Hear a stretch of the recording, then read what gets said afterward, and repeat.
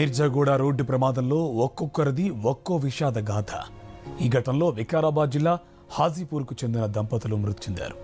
తల్లిదండ్రులను కోల్పోయిన చిన్నారులు కన్నీరు మున్నీరుగా విలిపిస్తున్నారు. తల్లిదండ్రుల మృతితో భవానీ, శివలీల అనాథులుగా మారారు. దీనిపై మరింత సమాచారం మా కరెస్పాండెంట్ సాయి కిరణ్ అందిస్తారు.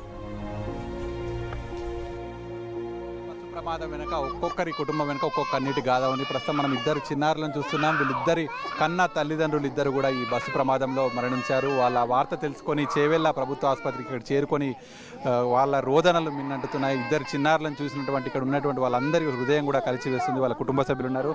ఏమైందని పిల్లలు ఇద్దరు కన్న తల్లిదండ్రులు ఇద్దరు చనిపోయారు? తల్లిదండ్రులు ఇద్దరు చచ్చిపోయారు సార్.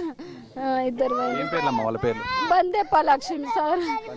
లక్ష్మి సార్. హైదరాబాద్కి వెళ్తూ ఏ ఊరు వీళ్ళది? హాజీపురం సార్. హాజీపురం హైదరాబాద్ కు నీలఫార్ హాస్పిటల్కి వెళ్తున్నారు సార్. ఉస్మానియా హాస్పిటల్కు సార్. ఉస్మానియాకి వెళ్తున్నారు సార్. ఏం చేయలేదు సార్, ఎవరిని చూడాలి సార్. హాస్పిటల్కి మీకు ఆరోగ్యం బాగలేదు, డొక్కన వస్తుంది అంటే హాస్పిటల్కి పోయిండు సార్. నేనేం చెప్పానమ్మా,